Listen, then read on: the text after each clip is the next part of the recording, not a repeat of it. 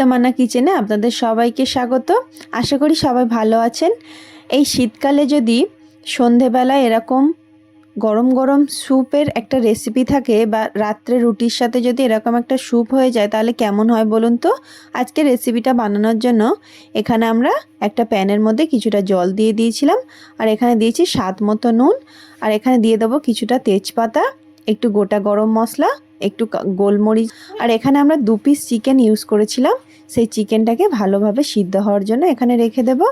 সিদ্ধ হয়ে গেলে আমরা চিকেনগুলোকে এখান থেকে জল থেকে তুলে নেব একটা পাত্রের মধ্যে। তারপরে এই জলটা আমরা একটা স্ট্রেনারের সাহায্যে জলটাকে ছেঁকে আমরা এক সাইডে রেখে দেবো, আর গোটা গরম মশলাগুলোকে আমরা বাদ দিয়ে দেব। দেখুন এই জলটা আমরা পরে স্যুপের জন্য ইউজ করব। আর আমরা চিকেনগুলোকে একটু ছাড়িয়ে ছাড়িয়ে নিয়েছিলাম।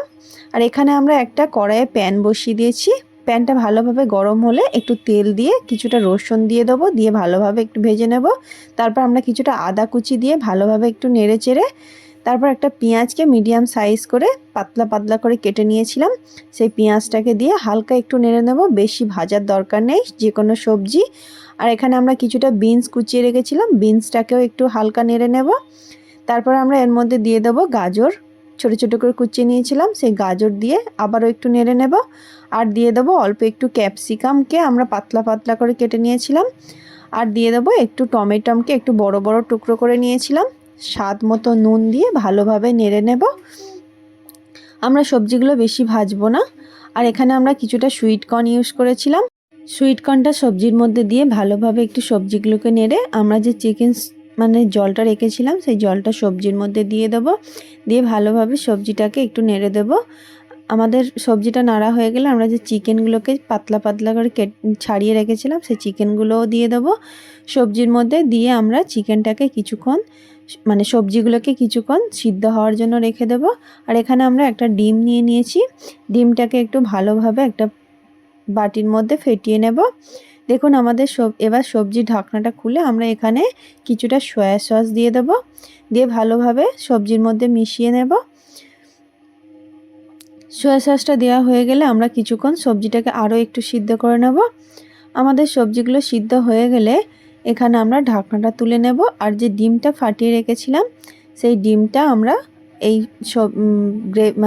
সবজির মধ্যে দিয়ে ভালোভাবে একটু নেড়ে নেব, যাতে ডিমটা এক জায়গায় দলা পাকিয়ে না থাকে। তার জন্য আমরা এই নেড়ে নেড়ে এমনিভাবেই মিশিয়ে নেব। আর কিছুটা গোলমরিচকে আমরা একটু গুঁড়ো করে রেখেছিলাম, সেই গোলমরিচগুলো দিয়ে ভালোভাবে একটু মিশিয়ে নেব।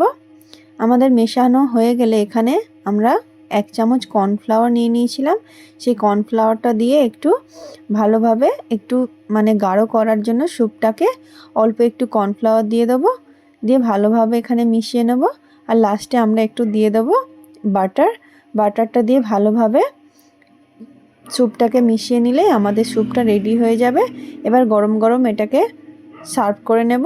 আর উপর দিয়ে একটু চিলি ফ্লেক্স দিয়ে দিয়েছিলাম, আপনারা নাও দিতে পারেন। অসাধারণ খেতে হয়। আর শীতকালে এই স্যুপ থাকলে আর কিছুই লাগবে না। খুবই হেলদি একটা রেসিপি, আপনারা খুব সহজেই বাড়িতে বানিয়ে নিতে পারবেন। আজকের রেসিপিটা যদি আপনাদের ভালো লাগে আমার চ্যানেলটিকে লাইক শেয়ার সাবস্ক্রাইব করে আমার পাশে থাকবেন। বাই সবাইকে। আর আপনারা অবশ্যই একবার বাড়িতে ট্রাই করবেন।